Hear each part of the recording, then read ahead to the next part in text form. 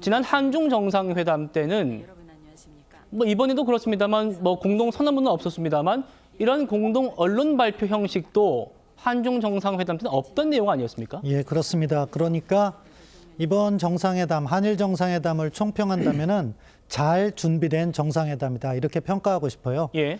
그리고 그만한 내용이 담겨 있다. 한중 정상회담은 사실은 이러한 공동 언론 발표나 공동 성명이 없기 때문에 사실은 말의 향연에 그쳤다 하는 평가도 받잖아요. 예. 그렇기 때문에 정상회담을 개최할 때는 철저한 사전 준비를 통해서 이러한 공동 언론 발표 같은 것을 만들어내는 것이 중요한데 이번에는 그것이 잘 나왔다고 보고요.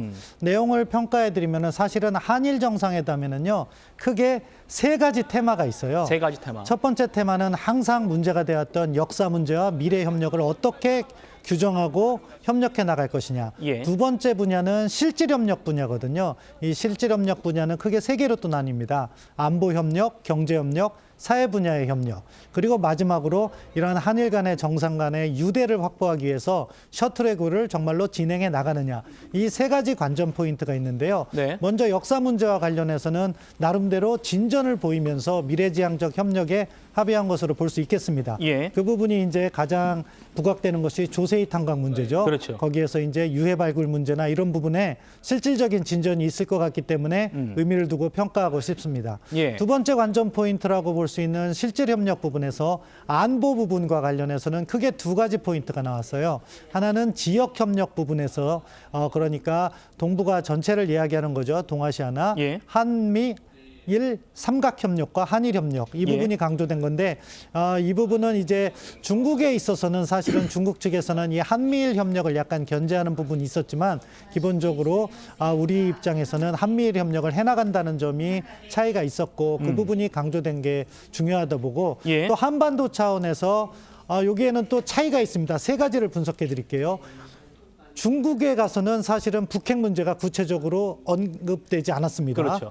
내부적으로는 논의를 했다고 하지만 공개적인 자료에선 이번에 다카이치 총리는요 북한 비핵화라고 언급을 했어요. 이재명 대통령께서는 한반도 비핵화와 항구적 평화라고. 그러니까 약간의 그 세 국가 간의 관점 차가 드러났지만 기본적으로 한반도 비핵화, 북한 비핵화 문제가 공식적으로 언급됐다는 차이가 있는 거죠. 그렇군요. 안보적인 차원에서는 그만한 차이가 있는 것이고 경제협력 부분에서는 일본보다 이재명 대통령께서 보다 구체적인 설명을 했어요. 일본에 있어서는 공급망을 갖다가 다카이치 총리가 강조를 했는데 예. 이 부분은요 사실은 약간 중국을 견제하는 표현이 담겨 있는 거예요. 그렇죠. 그런데 우리 입장에서는 공급망보다는 실질 협력, 그러니까 AI 협력이라든가 인적 교류라든가 또는 기술 자격증을 갖다가 공정으로 인정한다거나 하는 경제적 협력의 구체적인 디테일을 이재명 대통령께서 더 가미하셨다고 볼 수 있겠습니다. 예. 그리고 사회 분야 협력은요 양측에 공감대가 있는 것 같아요. 그래서 초국가 범죄가 이재명 대통령과 다카이치 총리가 동시에 모두 언급했고요. 스캔 범죄 말이죠. 그렇죠. 거기에다가 또 이제 고령화 문제라든가 지방 문제 이런 부분에 있어서 한일 양국이 공통으로 겪고 있는 문제이기 때문에 협력을 해나가자. 그래서 이번에 보면은 안보 분야, 경제 분야, 사회 분야의 협력 방향이 구체적으로 담겼다는데 의미를 두고 싶습니다. 예. 그리고 마지막으로 셔틀 외교 부분은 사실은 지금 구도 자체가 지난번에 경주, 이번에 나라현, 그리고 그렇죠. 뭐 다음에 안동이 될지는 모르겠지만 그렇게 구체적으로 상대 지역을 방문하면서 계속적으로 정상 외교를 이어간다는 점에서 의미가 크다 그렇게 평가할 수 있겠습니다. 예, 우리 신범철 위원님께서 세 가지 테마로 오늘 양국 정상들의 이 공동 언론 회견 분석해 주셨는데 첫 번째 과거사에 대해서 하나 좀 여쭤볼게요. 조세희 탄광 얘기를 이재명 대통령과 다카이치 총리가 함께 했습니다. 조선인 유해 DNA 감정을 추진하겠다.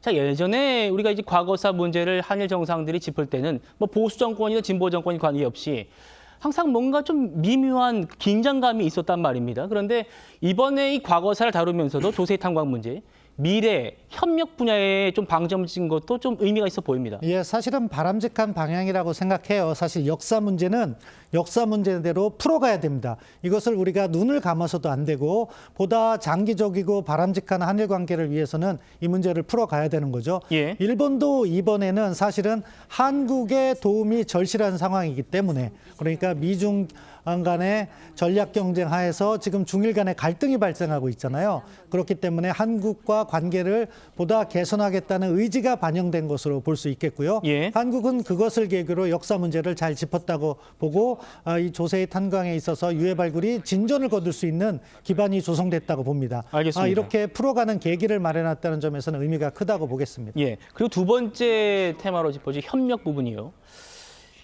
다카이치 총리는 명시적으로 중국을 언급을 하지 않았어요. 그런데 이재명 대통령은 중국을 언급했어요. 그 부분이 동북아의 한중일 3국이 공통점을 찾아가자, 소통해가자 이런 얘기였는데 다카이치 총리는 중국 얘기를 뺐고 이재명 대통령은 넣었다. 이 부분을 또 어떻게 봐야 될지. 왜냐하면 이재명 대통령과 다카이치 총리 모두 한일 협력, 한미일 협력 강조했는데 이재명 대통령이 더 나아가 거기에 중국을 끼웠단 말입니다. 어떻게 봐야 됩니까? 이것은 얼마 전에 중국을 다녀온 이재명 대통령으로서는 적절한 행보라고 생각해요. 왜냐하면은 지금 중국 입장에서는 사실은 한일 사이를 조금 갈라치기를 하고 싶어하는 것이고 일본의 입장에서는 한중 사이가 조금 더 이격됐으면 하는 바람이 있는 겁니다.